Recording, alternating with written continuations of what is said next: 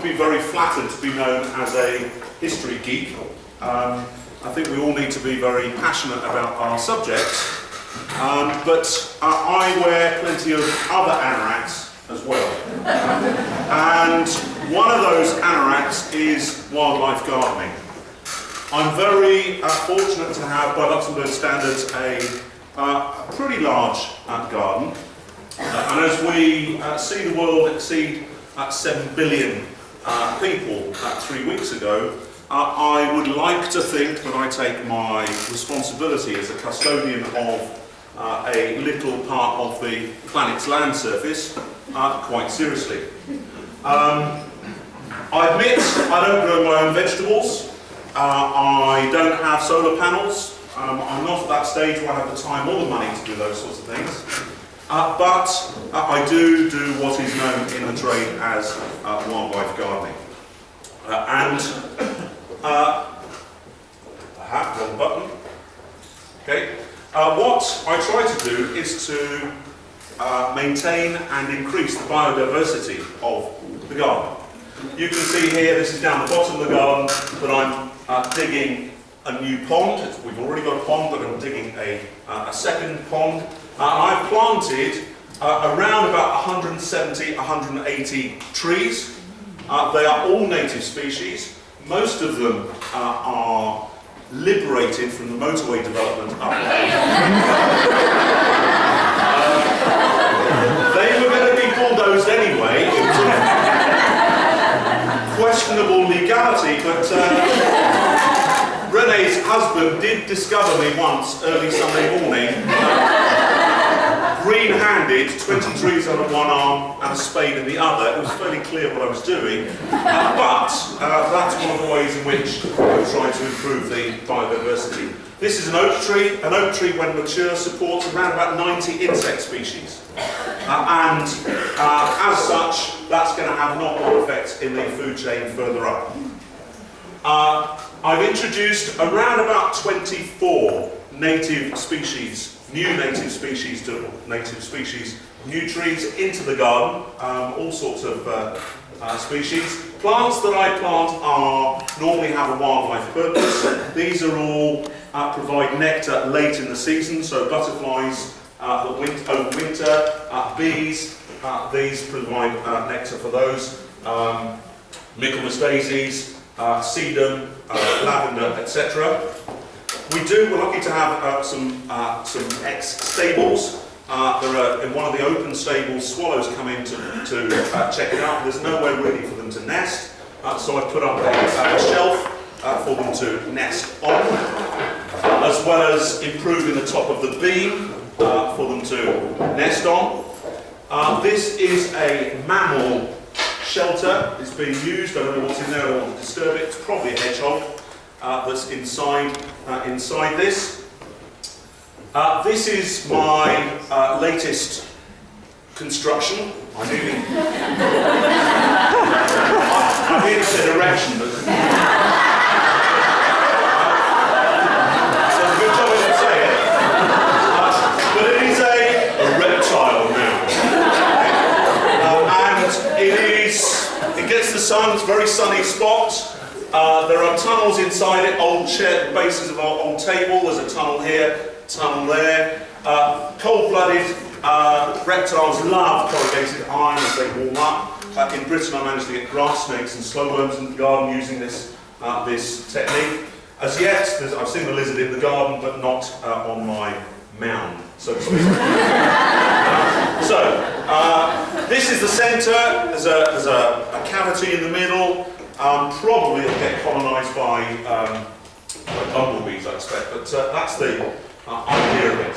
Dead wood. I have a brushwood pile. Birds, wrens, amphibians love brushwood. This is a dead tree which I've deliberately left standing. The woodpeckers love it, the nuthatches love it, so left that. A tree which I cut down now has a bird table on the top. We feed the birds in the winter. But also, I'm trying to use it. The long-term idea is that there are certain elements of it that make it sustainable.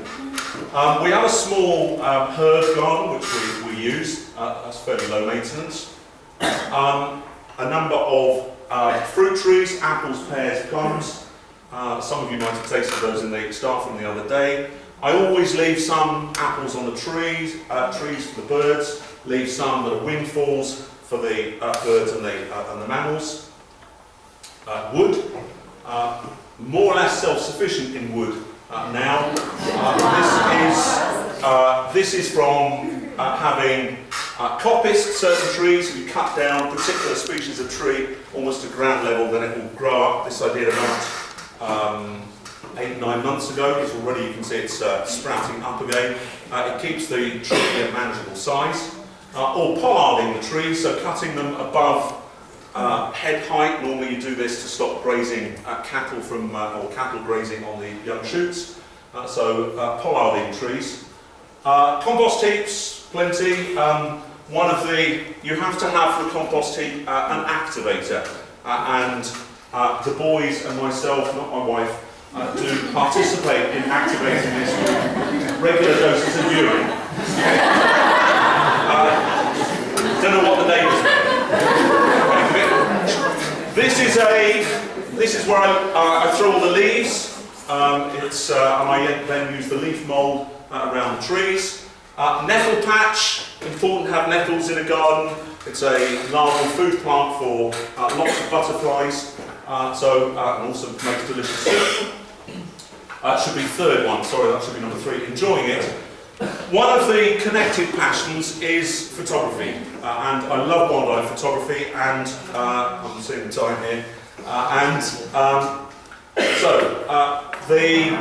I take a lot of pictures. The pond, the main pond, is quite often one of my studios.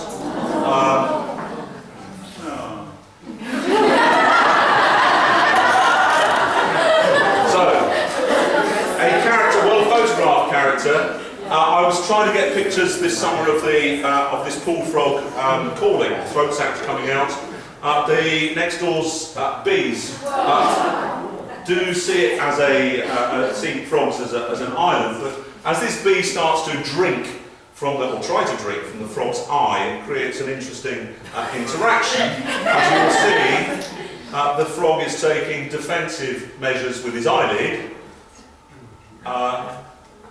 Like so, but eventually, and I was quite surprised when it did this, retract its eye into his head, like so. But that's really what I was after, is the calling of the frog. I'm now experimenting with taking video of this. Butterflies on the gravel, they love the warming effect. It's a painted lady, warming effect of the stones. Close-ups, a small tortoise shell, a ringlet on the Positilla plant. All sorts of stuff that I've taken in the garden.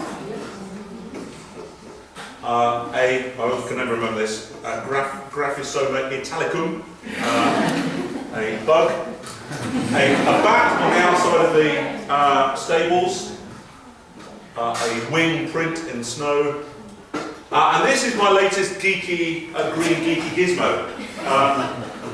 which is a camera trap.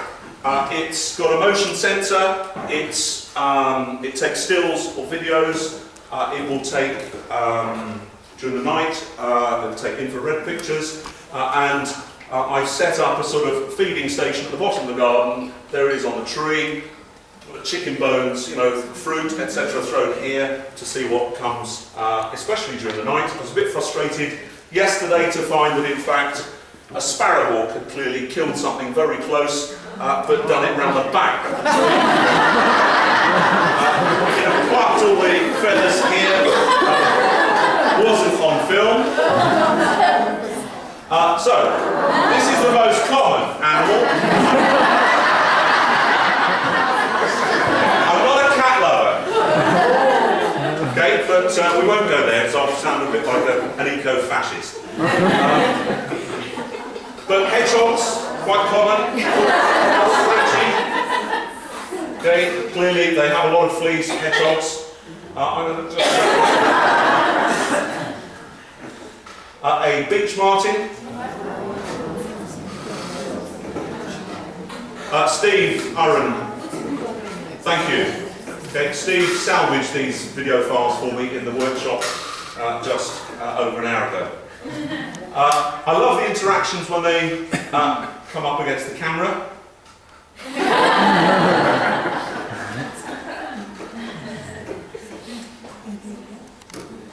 Hang on.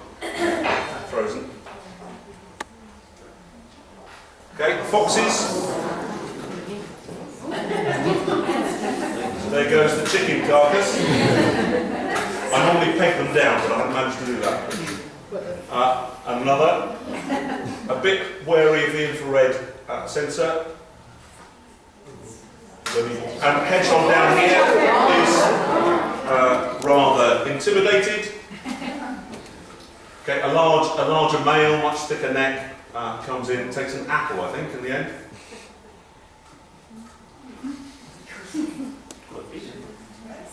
Okay, and then the final video, I'm virtually there. Oh, sorry.